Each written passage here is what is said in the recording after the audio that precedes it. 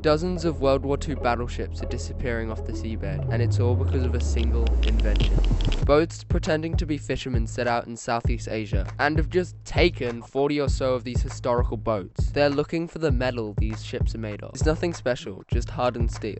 In fact, most modern warships are made of the exact same thing, but all the wrecks that have been taken sank during World War II. But before we actually get into the why, let's have a look at how they're actually taking these ships. Okay, step 1. A team of divers go down to the shipwreck. Step 2. They place explosives on the ship, breaking it into smaller sections. Step 3. A crane on the boat lowers down and grabs the scraps of metal. Step 4. Sell the metal for a huge profit. This is very illegal, by the way, and people are not happy, saying that the shipwrecks that are being taken should be preserved as the resting place of thousands of soldiers that died in World War II. An example is the HMS Perth, one of Australia's most treasured ships, and is now 60 to 70% gone, according to James Hunter, who was one of the divers that found the ship. That's how they're stealing these ships. But why? Well, all objects have something called background radiation. This is just low amounts of radiation from space, materials, water. Even our bodies produce a tiny amount of background radiation. It's not harmful, but it's bad for precise scientific equipment that measures radiation. Things like Geiger counters, space sensors, and medical imaging are thrown off when the metal they are made of has too much background radiation. And that's the thing that sets these wrecks apart from any other ships lying on the seafloor. These boats sank during World War II, before the first nuclear bomb test was detonated. Look at this graph. The blue is natural background radiation, and as more and more nuclear tests were happening, the background radiation was climbing rapidly,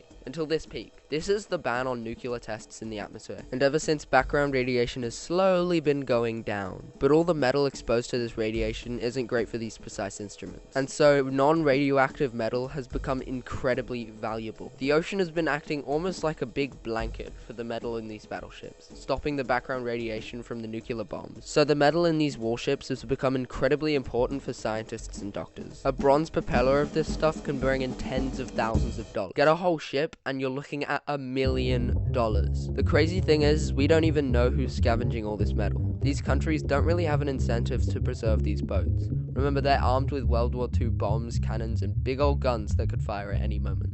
It's just not worth the risk. Let's get into the ethics of this real quick. Sure, these are historical ships, but isn't recycling the metal better than digging it out of the ground? Well, yeah, but you have to remember this isn't about recycling metal. It's just a big grave robbery to make a ton of money. In 2010, the lead of an ancient Roman boat was used to make a particle detector. I mean, particle detectors are cool, but shouldn't we be preserving this part of our history? People say that it's disrespectful to the people who sank in those ships, and I would agree with them. If we're willing to dig up these ships of metal, what's stopping us from replacing Stonehenge with a fast food?